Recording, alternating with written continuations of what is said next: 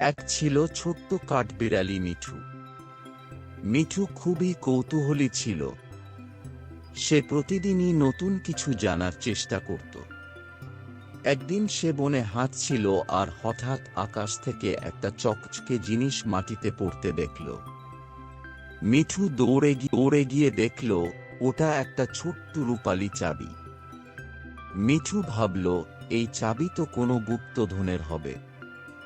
আমাকে খুঁজে বের করতে হবে কোথায় লুকানো আছে সেই গুপ্তধন।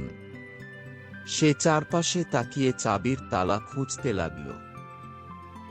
প্রথমে সে একটা পুরনো গাছের কোটরে গেল, কিন্তু সেখানে কোনো তালা ছিল না। তারপর সে নদীর ধারে গেল, সেখানে একটা বড় পাথর ছিল, কিন্তু পাথরেও কোনো তালা পাওয়া গেল না। মিঠু হতাশ হয়ে পড়ল। ভাবল, এই চাবি তো কোনো কাজে আসবে না। ঠিক তখনই এক বৃদ্ধ বুদ্ধিমান কচ্ছপ তার কাছে এলো। কচ্ছপ বলল, তুমি কি খুঁজছ, মিঠু? মিঠু বলল, এই চাবির জন্য একটা তালা খুঁজছি, কিন্তু কোথাও পাচ্ছি না।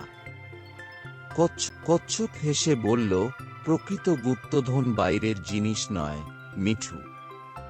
এটা তোমার মনের ভেতরে।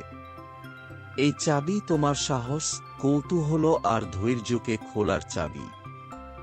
যদি তুমি নিজের ভেতরের শক্তি আর জ্ঞানকে কাজে লাগাও, তাহলে জীবনের সব গুপ্তধন পাবে।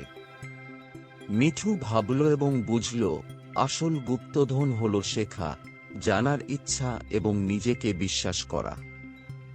সেই থেকে মিঠু আরও জ্ঞানী ও সাহসী হয়ে উঠল, আর তার প্রতিদিনের জীবন এক নতুন রকম রোমাঞ্চে ভরে গেল।